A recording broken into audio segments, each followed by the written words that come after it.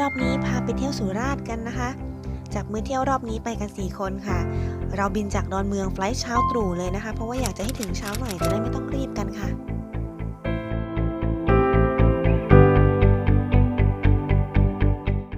เราบินกับสายการบินแอร์เอเชียนะคะนั่งสบายตลอดการเดินทางกันไปเลยจ้าส่วนรายละเอียดราคานะคะเดี๋ยวมารีวิวให้อ่านกันอีกรอบนึงนะ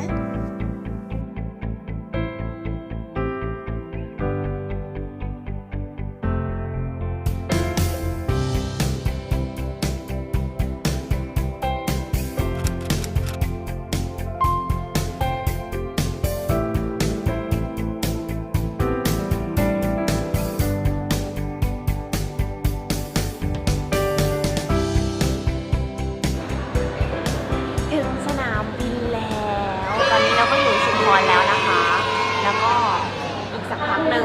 เดี๋ยวเราจะนั่งรถไปที่ท่าเรือเพื่อที่จะขึ้นเรือไปที่เกาะนางยวนกันพอมาถึงสนามบินแล้วเนี่ยเราก็เดินขึ้นมาที่เคาน์เตอร์นะคะเราจะนั่งเรือของลมพญาเรือลมพญานะคะก็จะมีเคาน์เตอร์อยู่ที่สนามบินเลยเนี่ยเราจองตั๋วเอาไว้แล้วจองตั๋วสำหรับเรือไว้แล้วนี่เราก็มาบอกเขาว่าเราจะไปเรือลมพญานะคะแล้วก็โชว์ตั๋วให้เขาดูแล้วก็เดี๋ยวเขาก็คิดตังค์คนละ200 บาทนะคะแล้วก็ให้สติกเกอร์มาแบบนี้ติดเสื้อไว้แล้วเดี๋ยวเขาก็จะมาเรียกเราขึ้นรถนะคะเดี๋ยวเราไปเจอกันที่ท่าเรือลมพญาค่ะบ๊ายบาย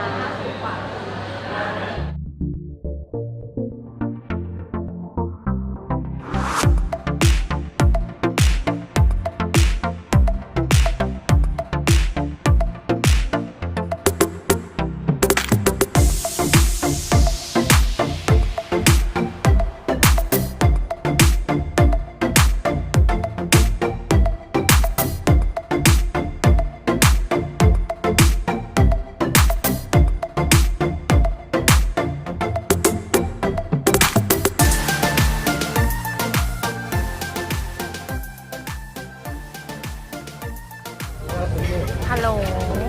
ตอนนี้อยู่ในเรือแล้วนะ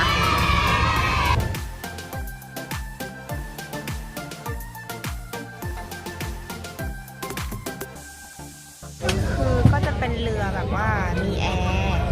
มีที่นั่งแบบเป็นเบาะเหมือนคล้ายๆกับรถทัวร์อะไรอย่างนี้มีบาร์ขายของด้วยเดี๋ยวนั่งแล้วเป็นยังไงจะเมาไหมเดี๋ยวมารีวิวให้ฟังนะตอนนี้ไปก่อนบ๊ายบาย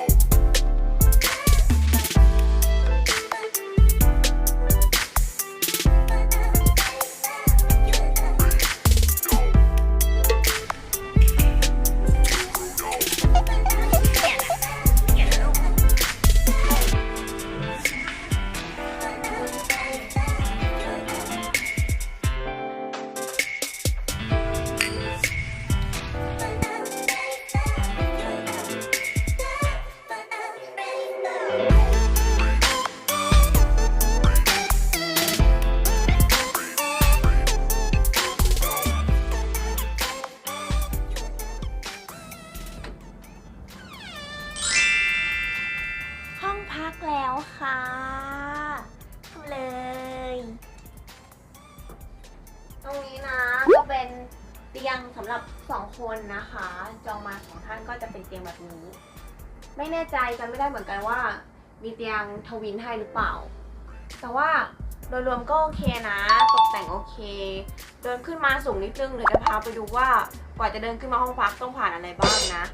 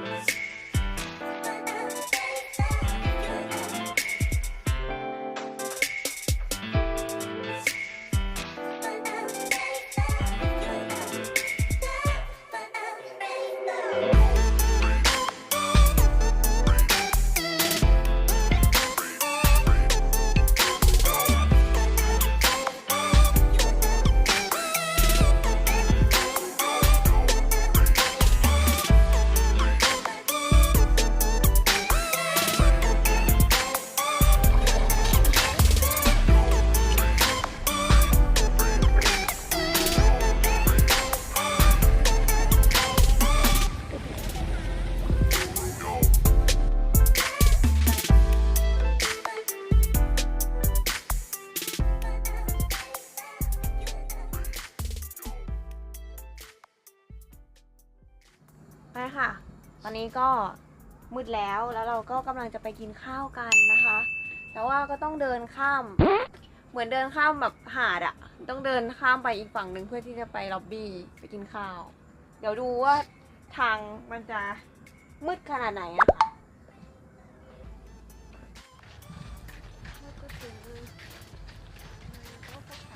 ทะเลสีดำเพลงมาทะเลสีดำรูปดาวมาเพิ่มงานให้คนตัดต่อแล้วด้วยความหิวนะคะเราก็ลืมอัดคลิปมานะคะ ต้องขออภัยมาณที่นี้ด้วยนะจ๊ะแต่ว่าเดี๋ยวจะมาแจ้งราคาให้ฟังอีกทีเนาะ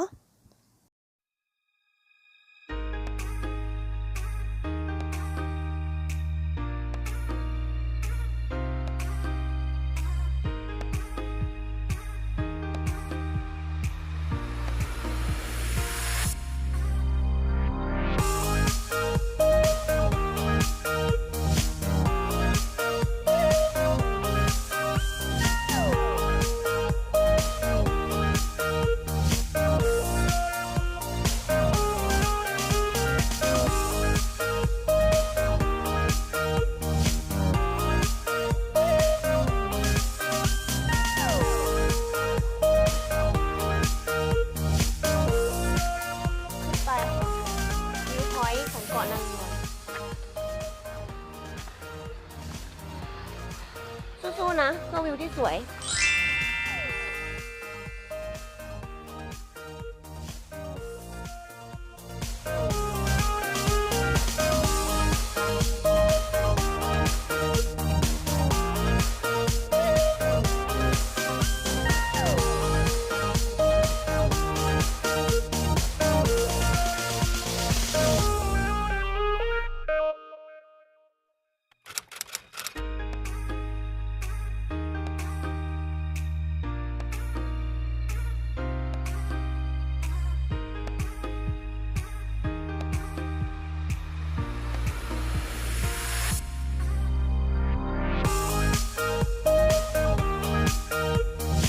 ที่เกาะนางยวนนี้นะคะก็ถือเป็นทะเลที่สวยที่สุดในอ่าวไทยเลยก็ว่าได้นะคะจะสวยสุดๆก็จะเป็นตอนปลายเมษาถึงต้นพฤษภานี่แหละค่ะเพราะว่าช่วงสงกรานต์นี่ก็จะคนเยอะหน่อยๆเนาะพ้นพฤษภาคมมาก็จะเข้าฤดูมรสุมแล้ว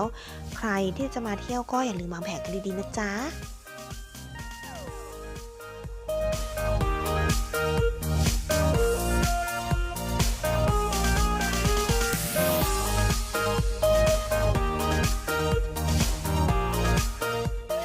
เรานั่งเรือไปเกาะเต่านะคะด้วยบริการเรือฟรีจากทางที่พักบนเกาะนางยวนค่ะใช้เวลาเดินทางประมาณ15 นาทีนะคะ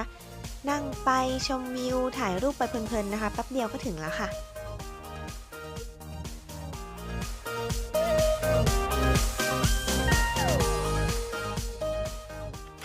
พอถึงเกาะเต่าแล้วนะคะเราก็โทรบอกทางที่พักนะคะให้เขาเอารถมารับเรานะคะซึ่งครั้งนี้ค่ะเราพักที่ตาโต๊ะซีวิวนะคะก็มีบริการรถฟรีเนาะมารับที่ท่าเรือนะคะไปยังที่พัก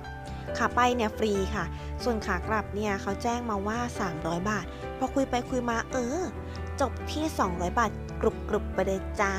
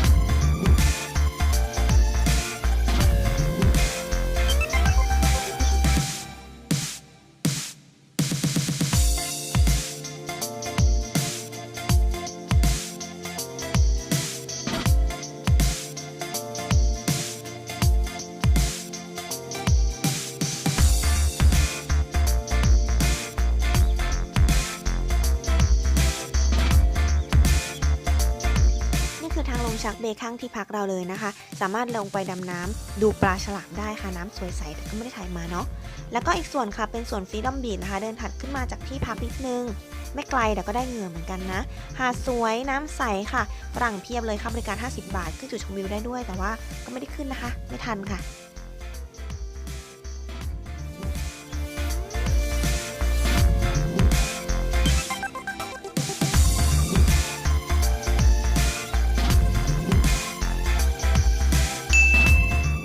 ข้ามเรือไปสุราษฎร์กันจ้าแอบมีพักเปลี่ยนเรือนิดนึงนะที่เกาะพังงานประมาณ1 ชั่วโมงค่ะ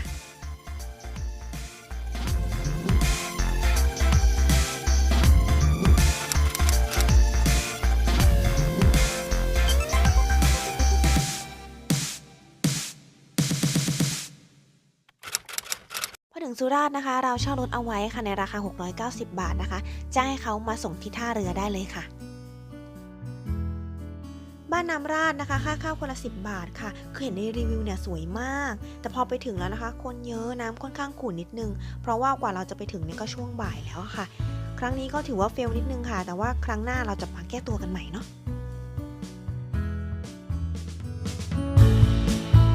สะพานแขวนแล้วก็เขาลูกหัวใจค่ะอันนี้คือซิกเนเจอร์เลยนะต้องมาค่ะสวยมากเลยใครมาสุราษฎร์นี่ห้ามพลาดเลยนะคะดีมากจริงๆนะคะ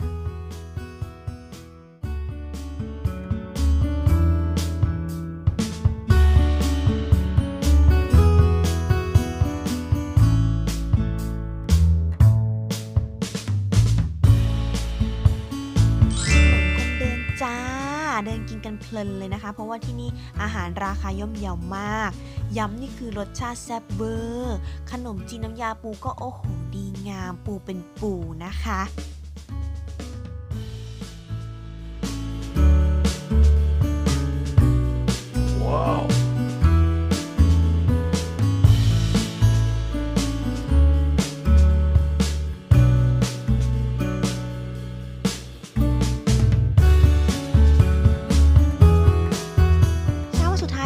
ก่อนขึ้นเครื่องกลับรอบบ่ายนะคะเรามากินมื้อเช้าแบบจุกๆ3 ร้านรวดไปเลยทั้งติ่มซำโจ๊กปลาท่องโกนะคะรอดูรีวิวอย่างละเอียดยิบได้ที่น้องจ๋าพากินนะ